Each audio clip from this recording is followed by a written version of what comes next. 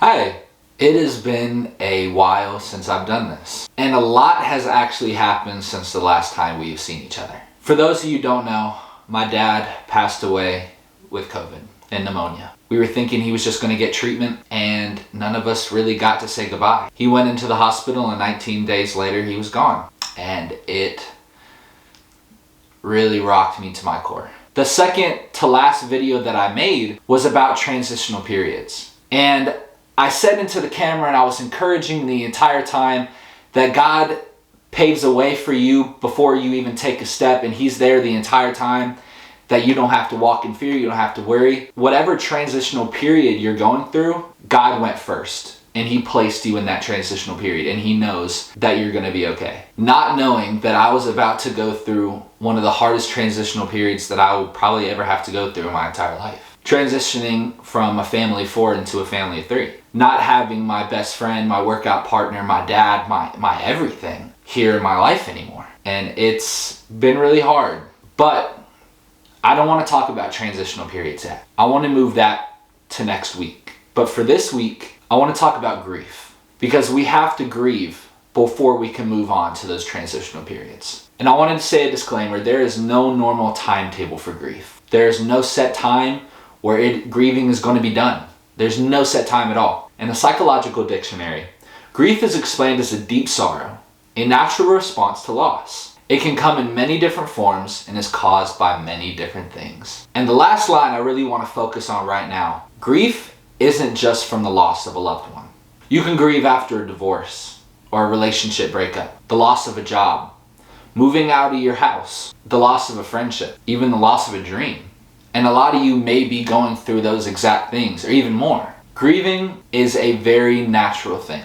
It is the body's response to actually coping with what's going on, with what just happened to you. There are 5 stages, and I'm going to talk about each of them, and I want to explain, and a very huge disclaimer. When you grieve, the 5 stages, they're never pretty, they're never in order, or not always in order, and they come in waves. Trust me, I felt all 5 and I still feel all 5 right now. The first stage is denial. How many people know somebody who's still living in denial? For me, living in denial right now is, man, this just don't feel real. Like this ain't real. No, actually for the first few days after I lost my dad, all I did was sleep. And why all I did was sleep? I was trying to actually escape the reality and hope that when I wake up, that it would all be just a horrible dream. It just feels surreal. Like it doesn't feel real. The denial wave still hits me at times. It really, really does. The second stage is anger. How many of you know someone that is just angry? Angry at everything and anyone. For me, for the first 2 days after I lost my dad, I was angry. I didn't talk to anybody. I kept all my anger in, and I was just angry at God. Actually, to be completely honest and quite frank with you, I hated God. My core and my faith was just shaking. Life had knocked me on my back, and it did not want me to get back up. The third stage is guilt, which is actually anger turned inward. You're mad at yourself. You start wishing, God, what could I have done different? For me, my dad got sick, and he was here in Jacksonville, and he was in the hospital, and he had COVID, and we couldn't see him, but I was in Miami. Even when he was in the hospital, Jordan came home to be with my mom, and I stayed in Miami. I thought, I just can't be there right now. Because I can't be just, I don't feel like I can do anything for anybody. I feel like all I do was just sit around and look at everything, and it would remind me of him, and I would be sad, so I had to stay in Miami and keep my mind off of everything. And for the first few days, I lived in complete guilt. I thought I really should have been home. I really, really should have been there for my mom, and I really should have been there to at least try to see my dad. But here's the thing about guilt. You're not supposed to feel guilty, because there's nothing you could have done differently in that situation. What happened, and it was supposed to happen that way, or else it wouldn't have. Stage 4 is genuine grief, which is crying, weeping, sobbing, all that. I still do that to this day. Sometimes I literally go outside and I work out and I cry. Why? Because that gym was the thing that my dad left me. Not knowing that he would leave it to me one day, but that was it. That was our sanctuary. That was our place to bond. We would work out together, we would listen to music, and we would just have fun and just be father and son, and it was great. And I cry because I miss that. I miss that more than anything, and I would do anything to have that back. Stage 5 is resolution and acceptance. Accepting the reality, even though it's a really hard reality. You accept what life has given you. There's an old saying in elementary school, you take what you get and you don't pitch a fit. There's nothing you can do. Sometimes life will deal you the worst hand of cards. I go through all 5 of these stages every day. Back and forth, all over the place, never in order. Come in waves. When will that end? I don't know. Because like I said in the beginning, there's no normal timetable for grieving. And upon the grieving process, I'm going to share with you some myths. And notice how I said myths, because these things are not true at all. And I'm going to share you the facts behind them that completely throw the myths out the window. So if you have ever heard any of these things, I am telling you right now that someone lied to you. Myth number 1, the pain will go away if you ignore it. That is a lie, straight from the pit of hell. That is so not true. You cannot ignore pain. Pain is supposed to be there for the body to tell us, hey, that hurt. Don't do that again. Or let's try to avoid that next time. Pain will not go away if you ignore it. I love to use this analogy. You are a soda bottle, and inside of you is soda and carbonated everything, and you shake that up, and all that's inside is your emotion. The more and more you shake it up, what happens? The tension builds, and it builds, and it builds. And so one day, if you don't let the tension out, if you don't cry, you're gonna explode. Whether that's cussing out someone you didn't mean to, or putting your hand through a wall, or just screaming at the top of your lungs, or just ruining something. And not only is it a mess for you to clean up, but it's a mess for other people around you to clean up. Let out your emotion. Emotions are there for a reason. Emotions are there to be felt. Emotions are there to be expressed and talked about. The second myth is, it's important to quote unquote be strong in the face of a loss. I got a lot of comments and I got a lot of people that I love and I appreciate so much for checking on me. And everybody who's checked on me, thank you so much. But I want to add one disclaimer. Being strong is not crying and not breaking down. Sometimes being strong is crying. Just being a ball on the floor, just weeping and just saying, dude, I miss you. Or man, I wish I could have that opportunity back. I miss my old house. I miss my ex. I miss my friend. I miss the dreams that I used to have and the aspirations. Being strong and keeping your head up is not what you think it is. It's okay to let your head down as long as it doesn't stay down. It's okay to be weak sometimes. It is. I got one comment that said, you have to be strong for your mom and your sister and your family. Why? Does that mean that my feelings are invalid? And let me tell you, no. Don't listen.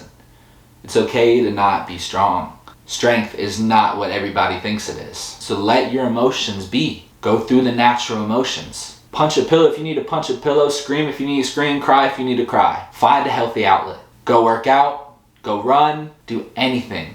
Read a good book. Listen to some music as loud as you can. Sing in the shower. Anything to get anything out. Do it. Number 3. If you don't cry, you aren't sorry about the loss. How many of you have ever been so upset that you just can't cry? I know I have. Sometimes I feel like I don't have any emotion to give. Sometimes I feel like as much as I want to cry, I can't. Doesn't mean you're not sorry. Doesn't mean you don't feel anything. That is a lie. I miss my dad. Do I cry every second of the day? No. Does that mean I don't miss him?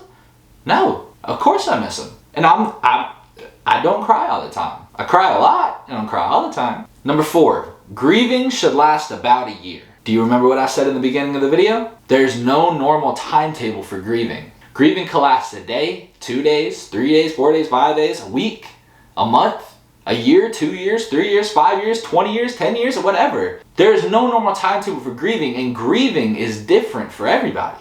Some people grieve longer than others, but we are supposed to grieve. Just because you have Jesus doesn't mean, hey, howdy ho, everything's okay. I'm supposed to be, I'm blessed, I'm good, I'm okay. No, you're supposed to grieve. That's why we have grieving. That's why we have tears. That's why we have emotions. That's why we have sadness. Number 5, moving on with your life means you're forgetting about the loss. Wrong. Extremely wrong. Unbelievably wrong. So what, we're supposed to just wallow in what could have been and what could have happened, or what would happen if they're still here, if I was still pursuing that dream, if I was still dating that person, if I was still married to that person, if we were still friends? No. If I was still in the old house? No. Moving on doesn't mean you're forgetting. You have to press on. You have to pick yourself up by the bootstraps. You got to keep moving forward. You can't stay stuck. It's okay to get knocked down as long as you get up. You fall down 7 times, you get up 8. You keep going. Trust me. I was stuck. Why I didn't make a video in so long? What? I was grieving. Now that I'm making videos again, does that mean I've completely moved on? No, but I'm pressing on and I'm trying. I'm trying to be a better me to make a better you. We're all in this together. Like I said, apply these. Let's be better together. I asked y'all to give me a set of questions and 5 that I picked out for this topic of grief. And I'm going to answer them, and I'm going to give you my honest answer. Is it easier to lose someone when you know that they're in heaven? Yeah, it is. It really is. It gives me a comfort. It gives me a feeling of warmness knowing that my dad is no longer hurting. He is in heaven, and I'm going to see him one day in eternal paradise. That I know I have to do my very best, and I have to lead other people to the Lord, and I have to stay strong in my faith to know that I can go see him again. That the last time that I saw him through a window at the hospital and he was on a ventilator and dialysis, that wasn't the last time I would ever see my dad. I know that I'm going to see him again. I know that he's going to run up to me with his arms open wide, man. My dad always talked about heaven. And every time he would talk about heaven, he would cry. And I know that is exactly where he would want to be. So yeah, it makes me cry. But yeah, it gives me a comfort knowing where he's at. The next question is, during the lowest part of grief, what made you feel better? Diving into God 100%. I said earlier in the video, the first 2 days I absolutely hated God. I thought, what are you doing? My dad was one of the best servants you will ever meet in your entire life. He did not take a step until God told him to take a step. I never heard him cuss, I never saw him drink, I never saw him smoke, I never saw him do anything. My dad was a perfect man of God in my eyes and other people's eyes as well. He led plenty of people to the Lord, whether that's in school assemblies or preaching in churches or preaching in his own. But on that third night, absolutely hating God, I sat up and started bawling my eyes out. Because I just had a picture and a dream of my dad sitting next to him on the throne, knowing that he's okay. I can't be mad at God for that. His time was set out. That his time was done. That's all the God gave him. He didn't go too soon. Diving into God 100% is really what kept me sane and secure, and really secured me in my faith. I started listening to a preacher, and if you never heard of him, I really highly suggest you look him up. His name is Michael Todd at Transformation Church. Man, I've understood the word a lot, but it was always bringing up, it was always head knowledge instead of heart knowledge. My mom and dad preached a great word, but the older I got, the more I finally understood. And Michael Todd really put it in perspective of who God is and who God is for us. Listen, go listen to him, or find a pastor, find a preacher, find a church, dive into God, man. Trust me, I promise you will feel so much better. And really connecting with my family, that's really what helped me. The next question, was isolating yourself or surrounding yourself with people more beneficial, or were they equal? I would say they were equal. There are times where you need to be alone, and there are times where you need people like really, really bad. Sometimes you need a hug, and sometimes you just need to lay in your bed. Get friends that can tell the difference and won't be offended if you want to be alone. Know when you need them or when you don't need them at all. Surrounding yourself with people who love and care about you makes the pain a little more bearable. One of my best friends who really helped me with this whole time his name is Dustin. Dustin, if you're watching, I love you and I appreciate you. Dustin lost his dad a few years ago, before mine. God knew to put Dustin into my life to help guide me through the emotions of losing a father, especially at a young age. God gave me the mom that I needed, the mom who's lost her dad at 14 years old, to guide me and Jordan through these steps of how do you grieve and how do you cope with what just happened, but also being alone. It's okay to be alone sometimes, but it's not okay to stay alone. Take your time alone and then get right back in the swing of things with people, and then go back alone and then bring yourself around people. I would say they both really worked for me. I would say they're 100% equal and they're very both needed. What is one form of coping that helped you the most? Talking about it. Talking about him. I talk about my dad all the time. I see something in public and I literally say out loud, I miss him. Talk about what happened. You don't necessarily want to remember, but you don't necessarily want to forget at the same time. So talk about it. Talking about it helps you gather all the information and helps you kind of roll with things a little bit easier. It helps you to not keep the emotion in. It helps you relieve emotion, not in an emotional way, but in a verbal way. And it helps a lot, I promise. Talk about it. Talk about what happened. Laugh about it. Cry about it. Share stories. It helps, I promise. From one person to another, it really, really helps. The last question, what inspires you to get through a hard day? And what are you inspired by? And I want to answer this question. I'm going to be completely honest with you. You have to actively get involved with pursuing what inspires you. Inspiration doesn't come naturally, or because you want it to. You have to actively make it a point to be productive in a day. You have to actively make a point to get up out of bed, to get something done, to take one step closer to your dreams and your goals and your aspirations. You have to actively put on that sermon or actively put on that motivational video. I heard something that my parents said. I watched an old sermon. Listen, we are not born a winner. We are not born a loser. We are born a chooser. And we have to choose on a daily basis to get up, get out of our own way, put a smile on our face, put our shoulders back, fix our posture, and take a step. That's what inspires me. It inspires me that I could be better than I was yesterday. Well, I know when I'm feeling sad that I have to take my steps in order to make it a better day. I watched a TikTok and Charlamagne the God interviewed Pete Davidson. If you don't know Pete Davidson, funny guy, but he also really struggles with mental illness. As myself, I really relate to him. He says, I know when I'm feeling depressed, I'm getting in my own way, I have to take my steps. I have to put a smile on, I have to go outside in the sun a little bit today, I have to eat today, I have to drink some water today. I have to better myself. I can't just lay in the bed and just wallow and say, oh, woe is me. Trust me, I know. I've been there. And it doesn't help. I want to encourage you right now, whatever loss you just went through, whatever loss you're still grieving from, you're going to be okay. I'm going to be okay. What happened, happened. There's nothing you can do about it. You can't turn back time. But you got to remember, life doesn't happen to us, it happens for us. God knew exactly what was going to happen. I want to say this verse and then we're going to close. Psalm 34:18. The Lord is close to the brokenhearted and saves those who are crushed in spirit. God never left you. God has been here the entire time. We got this. We have no choice but to. Let's keep moving forward. Thank you so much for watching my podcast. It's honestly been great being back with you and being in front of this camera again, and I look forward to doing it every week. But guys, before I close out my podcast, I always like to end with a prayer. So if you close your eyes and you bow your head.